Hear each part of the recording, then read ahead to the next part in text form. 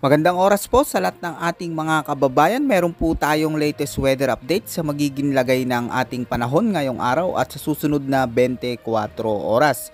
Ano nga ba ang inaasahan natin magiging panahon ngayong araw mga kababayan, at may namamataan na nga ba tayong pamumuo ng sama ng panahon o bagyo na posibleng parating sa loob ng ating Philippine Area of Responsibility sa mga susunod na araw?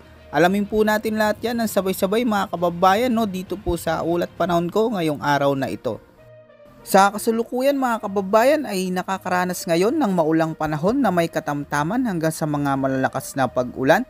Dito po yan sa malaking bahagi ng Southern Mindanao, dulot ng muling pag-iral ng Intertropical Convergence Zone, at easterlies naman ang patuloy na nakakapekto ngayon sa nalalabing bahagi ng ating bansa.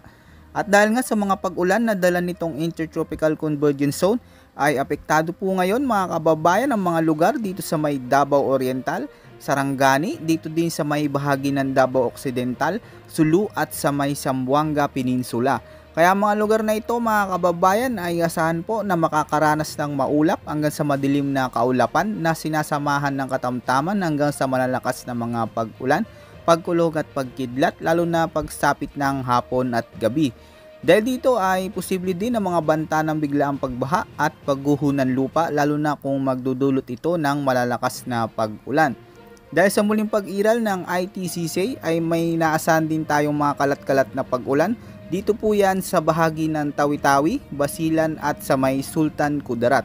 Kaya pinag-iingat din po natin ang lahat ng ating mga kababayan dyan sa posibilidad ng mga biglaang pagbaha at pagguho ng lupa, lalo na kung may mga severe thunderstorms. Samantala dito naman sa natitira pang malaking bahagi ng Mindanao ay asahan po na mga lugar na ito ay magiging maulap hanggang sa kumpol-kumpol na kaulapan na may mga isolated rain showers at thunderstorms. Posible po yan pagsapit ng hapon. Hindi naman inaalis ang tsansa ng mga biglaang flash flood at landslides, lalo na kung magdudulot ito ng severe thunderstorms. Ang mga pagulan naman na ito mga kababayan ay dulot pa rin ng umiiral na Intertropical Convergence Zone. At easterlies naman ang malaking nakakaapekto ngayon mga kababayan dito po sa buong Metro Manila at sa natitira pang malaking bahagi ng ating bansa. Kaya asahan po ang mga lugar na ito ay makakaranas ng maulap na kalangitan na may mga tsansa ng katamtaman hanggang sa malalakas na mga pag-ulan at pagkidlat. Dahil dito ay posible din ang mga biglaang pagbaha at pagguho ng lupa, lalo na kung may mga malalakas na mga pag-ulan. Samantala mga kababayan ay wala pa po tayong nakikita o namomonitor ngayon na anumang sama ng panahon o bagyo na posibleng pumasok sa loob ng ating Philippine Area of Responsibility.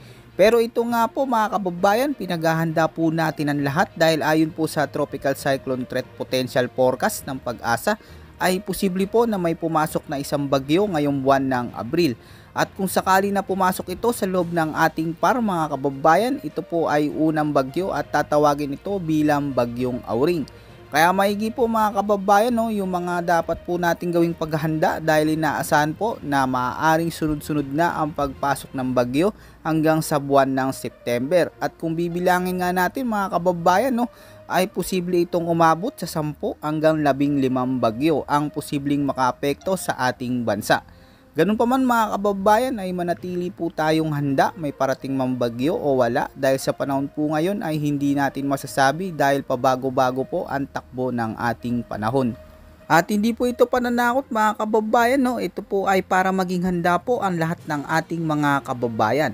Bukas naman asahan po na magpapatuloy pa ang malinsangang panahon na may mga kalat-kalat na pag-ulan sa ilang bahagi ng ating bansa, lalo na po dyan sa malaking bahagi ng Southern Mindanao, dulot ng umiiral na Intertropical Convergence Zone, at easterlies naman sa natitira pang bahagi ng ating bansa.